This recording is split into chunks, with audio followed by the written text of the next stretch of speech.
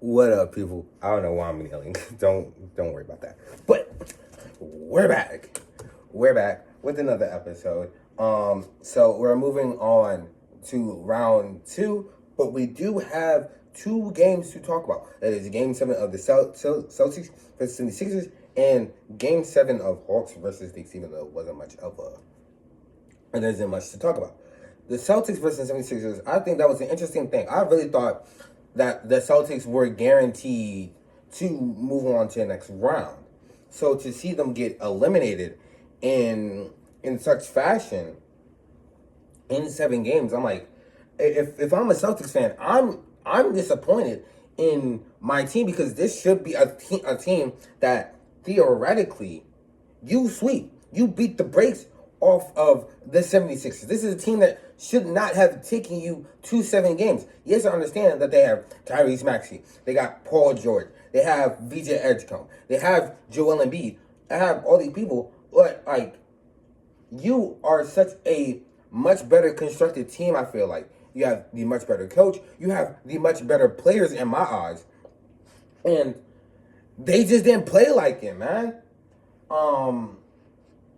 If I'm a Celtics fan, I'm very disappointed in my team, and I'd be like, okay, why did we go? Why did we keep them in for so long? Like, why did we give them a chance to come back in the series and win 4-3? You know, that's something that should not happen if I'm a Celtics fan. But for my 76ers fans, congratulations. Y'all have moved on to move on to the second round, and y'all deserved it.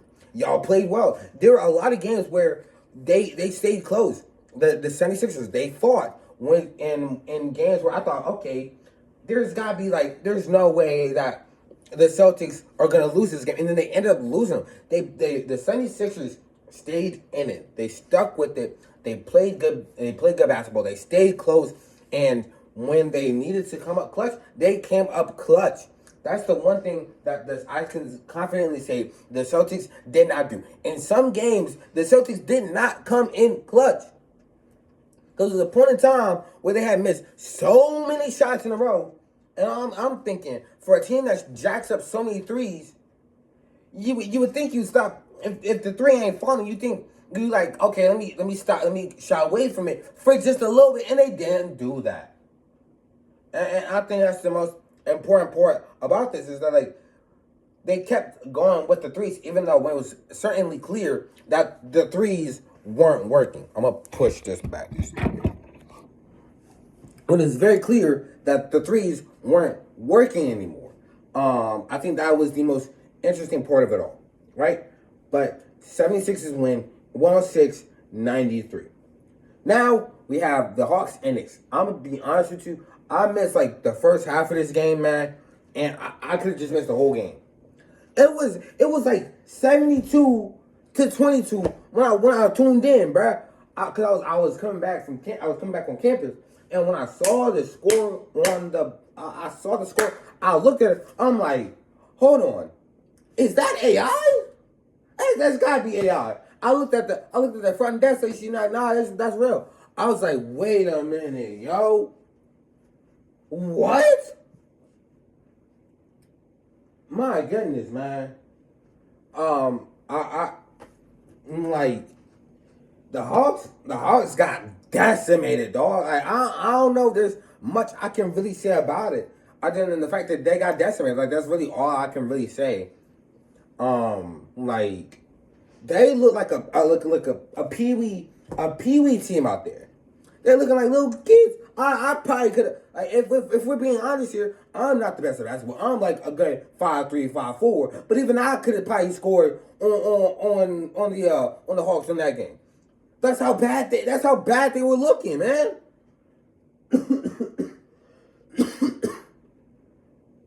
If I'm the Atlanta Hawks, if I'm an Atlanta Hawks fan, I am sick to my stomach at how my team played in a crucial game 7.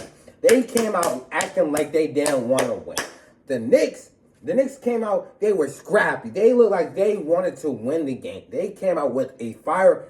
They came out with a passion and fire, and that's all like, okay, we're gonna win this. Nothing's gonna happen. We're gonna win it. And there was a lot of times where the Hawks did play good defense, but loose balls just went out good away. That's fine.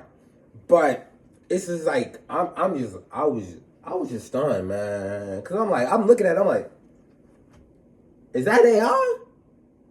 That's gotta be AI. And then it wasn't AI. I was like, yo, what? That's not AI. So it just like confused me.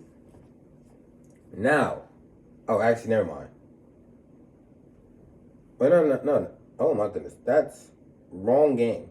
That was wrong. Celtics versus 76ers game. That was game 6. I did talk about game. I will talk about game 7 though. There was actually quite a few game 7s. I actually forgot about this. So we have Wolves versus Nuggets. This Wolves versus Nuggets game just seemed like every time, like it was still a really close game up until the end. But when the Nuggets, the Wolves would take a double-digit lead in the fourth, they would hold it, right? But it seemed like every time the Nuggets would start to make a run to get close in the game, the Wolves like, hold on now, whoa, time out. You got too much dip in your chip. My boy. We gonna extend this lead right back. And then that's the thing. It's like that's what they were able to do. It's just like every time the Nuggets started to make a little comeback, starting to get in the game again. They started to build momentum. Timeout. Timeout. Let's lock the fuck back in, and like let's get the job done. And eventually they would, winning 110, 98. Now, Rockets v Lakers.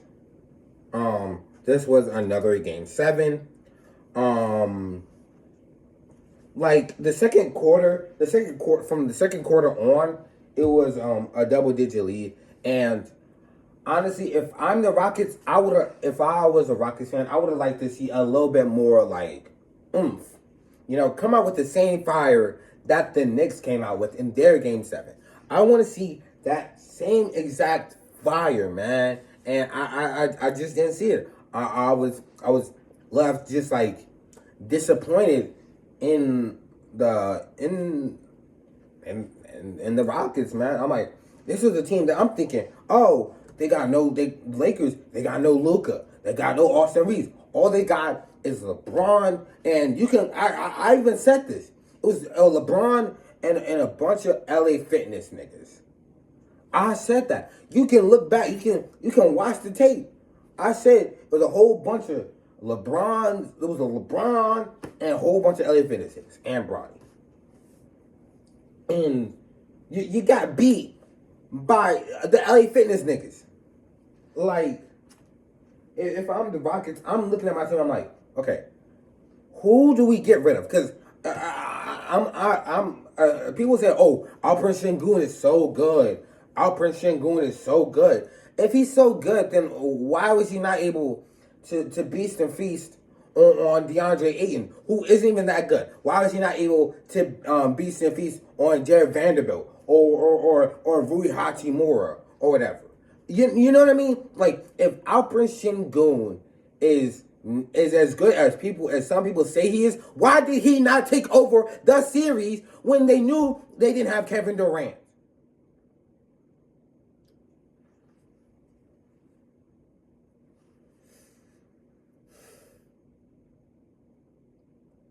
Alperen Sengun. How does Alperen Sengun? This is an all-star. And you tell me you got DeAndre Ayton on you? What did Shaquille O'Neal say? Oh, barbecue chicken alert. Whole time, Alperen Sengun, you the barbecue chicken boy. I'm disappointed. Alperen Sengun getting cooked by 2026 DeAndre Ayton.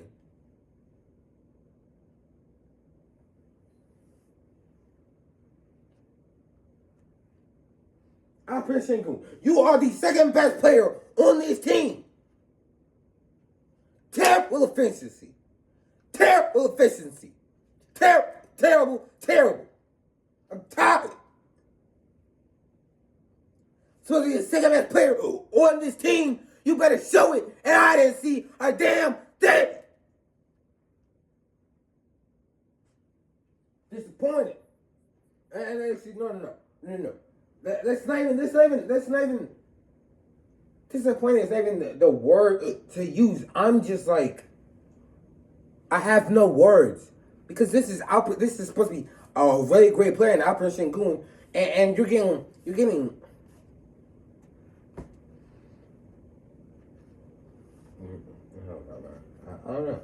I don't know.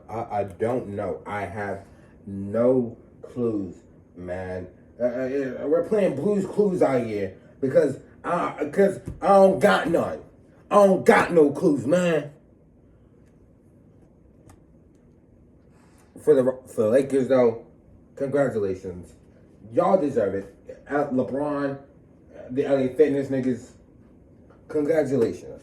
Rui Hachimura had a great couple of games. Marcus Smart had a great couple of games. DeAndre Ayton surprisingly had a good couple of games, and I don't know, man. But Alperen Sengun, get. I don't want to see him working. And I know this is. I'm 18 years old. Like, oh, why should I take him? Why should I take the advice of an 18-year-old? I don't know. Maybe because I want you to be good. Maybe because I want you to be great. You're supposed to be great. These people are trying to tell me you're great. I'm not seeing nothing. The games I've seen, you've been having terrible efficiency. Yeah, you getting doubles, but it don't matter if you're not having great efficiency, boy. What I want to see from Alperen Sengun all season is him in the gym. I don't want to see no vacations, no nothing. I don't care if you get hurt, nigga. Get your ass in the fucking gym. Put some muscle on. Work on your game, nigga. Cause that one pump fake always just gonna give up on offense. That's not gonna work. The greats, they got multiple moves to beat you. Some just need one move to beat you. Hakeem got the dream shake. Kobe and Jordan, they got their fadeaways. Dirk got his fadeaway. The greats have many ways to beat you. Just because one move of this don't work, don't mean they just give up on deep. They don't give up on offense.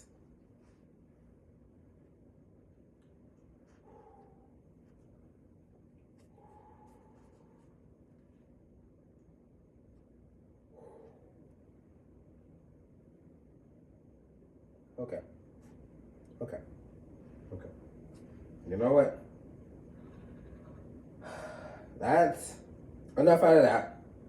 Out of me. It's time to talk about the Celtics and the 76ers. So this was a very close game the whole way through. Even though the 76ers did come out, they came out with that fire. They came out led 32-19 after one. Then from the second quarter on, it was pretty much a close game the whole way through. The 76ers did hold on to survive though, to win 109-100. This is a very good series. I very enjoyed it. Like I said though, I really thought the Celtics were gonna win though, but they didn't. I'm really disappointed. Now we have Pistons and Magic, right? So Magic, they lead. It's a close after one, and then after that, the second quarter, Pistons pretty much they start pulling away, and from then on, it's not much of a close game at all, and it ends up being 116-94. Now, my thing about this series is that the Magic are a much better team than what their seeds suggest, because this is not an 8 seed team. I'm gonna be completely honest with you. This is like a 5 or 6 seed in the air. I'm thinking basketball, and I'm thinking football. In the Eastern Division, in the East Conference. right? This is not an A seed. The only reason why they're an A seed is because of injuries. That's the only reason why the Magic are an A seed is because of injuries. That's not an 8 seed. If we're being honest here, fully healthy, they're like a good 4 or 5 seed, maybe at the least a 6 seed. So the fact that they were able to push the Pistons to 7 games, to me, that's not a surprise. To me, I almost expected this. I expected this to be a second round game. But because of the injuries derailing the Magic season, they're in AC. So, but like I said, for this to be in a 7-game series, that does not surprise me because I know how good the Magic are. Now, the Pistons, great job. Y'all hung on. Y'all win your first playoff series since 2008. Rejoice, Detroit. Rejoice. You have a competent basketball team again. Not only is basketball good, but football is good as well. Congratulations, Detroit. It's like the 90s all over again, baby. Actually, I don't even know. I can't even say that because I don't know if Detroit football wasn't even that good in the 90s. I mean, you had Barry Sanders. But, like, that's really about it. I mean, yeah, Herman. I think you had Herman. No, you had Herman Moore, too. That's really about all I know about Detroit football in the 90s. Because, there's not much really documented. But congratulations, Pistons. You win your first series since 2008. Congratulations. Now, moving on to Raptors v. Cavs. This is a game 7. Right? So, this was a tie game all the way through half. And pretty much after half, the Cavs would take a lead, and then they would take control and extend their lead. Would take a lead and then take control of the lead and then extend it, and them winning 114 to 102. Right now, for me, the Raptors, great job. I want to say this, great job. Right, great job overall. The series was amazing. Y'all had some really, really great moments. I was not expecting this to go 7 games. Yes, the Raptors are a 5 seed, but I'm like, okay, it's the Raptors going up against the Cavs. I'm thinking, I'm like, on paper, this should be like a gentleman's sweep, or maybe even a sweep in general, or maybe a 4-2 series. But this went 7 games, man, and. Yes, the Cavs are still a very good team. They are who they say they are. They are a very good team. But this should prove to me that the Raptors, they're just as good. I mean, I was like, I didn't really get to watch much Raptors games because they're not on national TV all that often, and I don't have TSN, or Toronto Sports Network, right? So I'm not able to watch the Raptors play. But so I'm just going off for their record, their players, the seeds. And I'm going off for what I've seen from the Cavs. And what I've seen from the Cavs is a lot of great things. So I'm going off for what I see versus what I haven't seen. So I'm going with the team that I know is good. Then otherwise, the team that I don't know nothing about. And that's not a fault to the Raptors. It's just that I haven't seen much of them up to this point to really make an assumption like, oh, yeah, this is going to go 7 games, or oh, this is going to be a really great season. So I'm very proud of the Raptors for making this a 7-game series. The Cavs, though, again, I'm going to usher my congratulations to Cavaliers fans and the Cavs in general. Congratulations. You avoided a very disappointing first round, honestly. So, moving on to the second round games. We have the Knicks and 76ers. The Knicks pretty much blew the Sixers out. 137-98. Right? I see this, if Joel Embiid doesn't come back for the next couple of games, I see this going in either a gentleman sweep or a sweep in general. If everyone else doesn't pick up the slack, because yes, and that game they didn't play good. In the game 2, they are down 2-0. But in the game 2, they played the Sixers played much better without Joel Embiid. But if they don't pick it up, and Tyrese Maxey doesn't have a 30-point game, VJ Esco doesn't have a 30-point game, Paul George doesn't have like a 20+ point game, I don't see them standing much of a chance to go up against this high-powered Knicks offense. So But I think this might be a very interesting game. This might be a very interesting series. Spurs versus Wolves. This is a 1-1 series. Game one was very close. So it was game one was very close. Game two wasn't very close. I mean, the Spurs won convincingly. Vic seemed to be. I think they seem to be come out a little bit flat, and I think it's because of the time that they had in between series. So I think that might have to be something that might have something to do with it. I think it's just like, okay, we're back into this now. Like, we've got a couple of games and we've got some time under our belt, so we're back, right? That was what game two felt like for me. Game one though was very interesting, and I think Vic, like he did have like a double, he had to get like a triple double or something with blocks. But the fact that he's very hesitant on defense, despite being the tallest motherfucker on the court, I thought that was like a very interesting thing to me. Because I'm like, how are you the tallest motherfucker on the court and yet you're scared to shoot? Yo. Okay. Like, that really confused me. Like, how you gonna be... Actually, I don't even know what to do. How you gonna be...